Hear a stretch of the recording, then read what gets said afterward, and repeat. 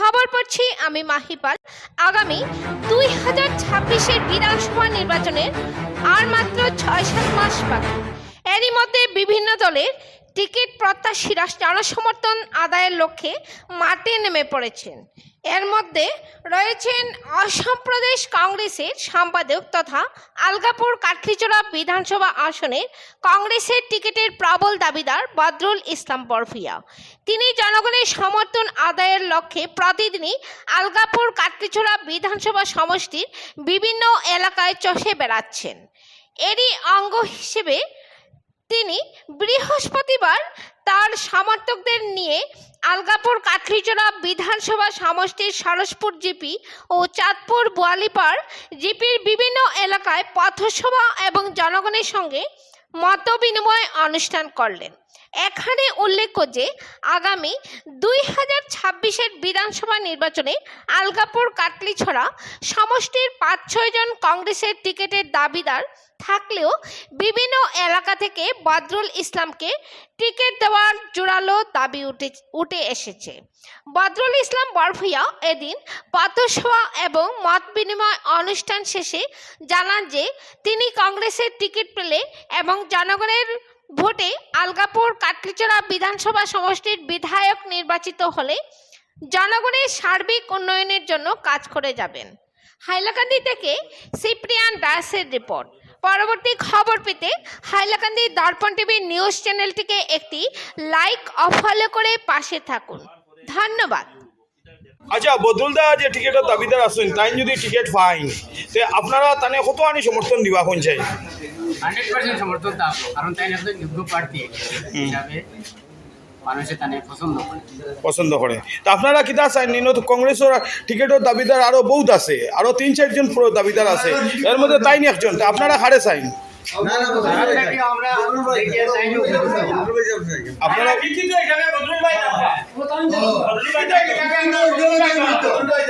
শিক্ষিত হিসাবে আপনারা বদরুল ভাই চাই?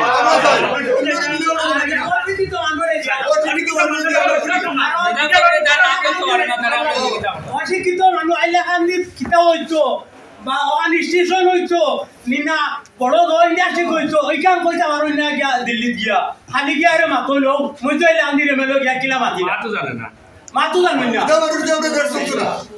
আপনারা কইতেছে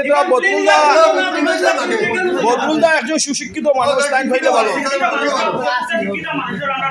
দরকার।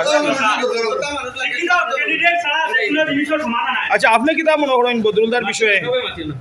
বদলার বিষয়ে আমি তো মনে করি তাই যেভাবে আমরা সামনে আইসই আমরা তো প্রতি মানুষের তার পছন্দ করি নমিনি হিসাবে, কিন্তু কংগ্রেসের টিকিট পাইবার লাগে আমরা দাবিদার।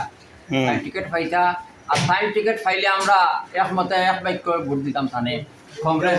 আর কংগ্রেস দাবিদার হিসাবে আইসই আমরা এটা হলো আনন্দিত খুশি। আচ্ছা, তাহলে 100% সাপোর্ট করুন। আচ্ছা, ধন্যবাদ। হিন্দুর দ্বারা ডেভেলপমেন্ট হইতো, খ্রিস্টানের দ্বারা ডেভেলপমেন্ট হইতো, ফুটবলের দ্বারা ডেভেলপমেন্ট হইতো, সংখ্যালঘু ডেভেলপমেন্ট সমান হইতো, সব সমান ডেভেলপমেন্ট চাই। 100 বিচার সমান, বিচার সমান আমরাও চাই। আমরা চাই যেন সংখ্যালঘু ডেভেলপমেন্ট হইতো না, সংখ্যালঘুরও হোক, সংখ্যাগুরুরও হোক, শিখরও হোক, মুসলমানদেরও হোক, জৈনরও হোক, সবার সমানভাবে ডেভেলপমেন্ট হোক। যাই হোক, আমরা যেখানে আলোচনা করলাম, আলোচনা সারমর্ম হইল গিয়া যে আমরা সব মনে মনে প্রতিজ্ঞাবদ্ধ হয়ে গেছি গিয়া যে 2026 আমরা গৌরবকে নেতৃত্ব দিই একটা সরকার আগামী রাস্তা আসান। আমি দেখো এখন দ্বিতীয় প্রশ্ন হইল কি ওখান আমার ই পাইছে যেখানে কইছো যে আমি আসাও 2014 থেকে 15-16 ঘুরি আর ই দোকানে বহুত ইয়া বইছি আপনার লোকে মিটিং করলাম খেয়াল আছে হবিবাড়ি করছি আমার বড়র বাড়ি গেছি বড় তো বড় দেখা কিন্তু হবিবাড়ি তোমার মিটিং ওই যে সব জায়গা তো গেছি। আর আমি শুনলাম আর আমার নাম হয়তো দুই-একজন আছে নয়া নাম তো নামি আমার নাম হয়ে আমার নাম বদরুল ইসলাম বড়ুইয়া। আমার বাড়ি হলো কলেজ রোড, কলেজ মসজিদ লাগাইয়া। আমি এই কংগ্রেসের একজন 26 বিধানসভা নির্বাচনের একজন প্রার্থী। আমি তো টিকেটর লাগি আমি দাবি করি আর আজকে আইছি আপনারা দরবার আপনার কাছে আইছি আপনারা দোয়া আপনারা দোয়া আপনারা সাহায্য আপনারা লোকে টাকা দোকান কই আমরা লোকে আছে টিকেট ছাড়া হইছে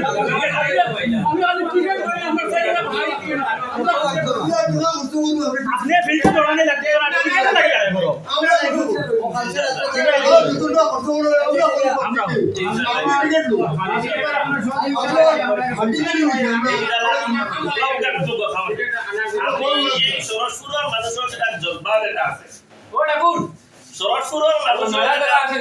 মুজাহিদি যেটা মনোভাব আছে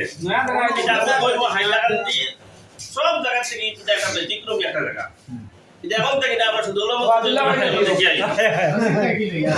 সংগ্রাম হোক যে কোনো আন্দোলন হোক দলতলি মানুষের কিন্তু বেলেগ এক ভিন্ন একটা জুস থাকে আমি যেটু আইছি আমি যখন আইছি আপনারা মানুষের কিন্তু আমি টিকিট পাইছি না ভোটও প্রয়োজন পাচ্ছি না লিখতাম পারছি না ঠিক আছে কিন্তু আমি আপনারা ছোট মানুষের কৃতজ্ঞ কারণ আপনারা সবসময় আমার মনের যে সাহস আপনারা সহানুভূতি যেটা এটা সবসময় দেখাই তুমি